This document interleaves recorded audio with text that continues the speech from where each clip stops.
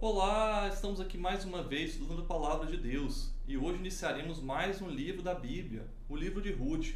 É um livro curtinho com apenas 4 capítulos, então vamos aos pontos de destaque do primeiro capítulo desse livro. O primeiro ponto é que o livro vai começar com a história de Noemi, que fora com seu esposo e filhos para a terra de Moabe.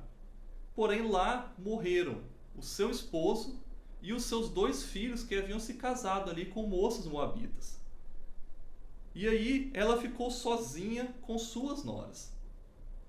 E vemos nesse capítulo 1 que ela se considerava afligida pelo Senhor e cheia de amargura, tanto que pediu para não ser mais chamada Noemi, que significa agradável, mas sim Mara, que significa amargura.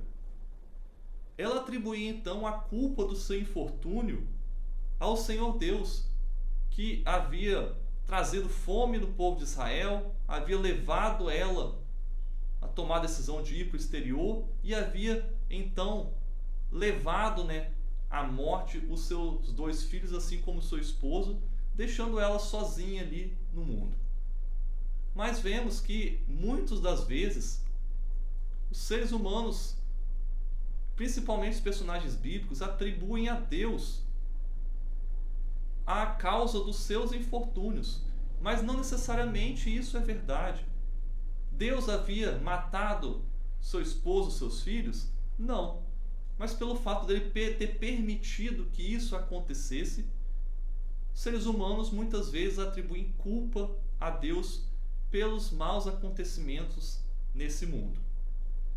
No segundo ponto de destaque, vemos que ela decidiu voltar para sua terra natal, Belém, ali de Judá, e suas noras foram com ela, a acompanhando.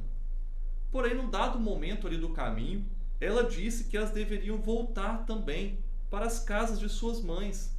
Ela, Noemi, voltava para sua casa. E por que elas iriam também para a terra estranha? Elas deveriam voltar também para suas casas e serem felizes.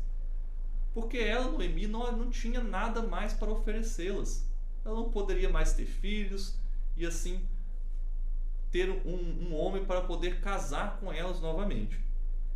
A questão aqui é seguir cada um o seu próprio caminho, em busca da felicidade.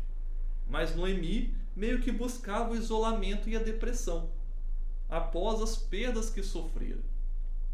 E vemos então no terceiro ponto que Orfa, uma das noras de Noemi, decidiu então voltar para sua casa, mas a outra nora, Ruth, não desamparou a sua sogra. Ela decidiu firmemente permanecer junto com ela, abrindo mão da sua felicidade se esse fosse o caso.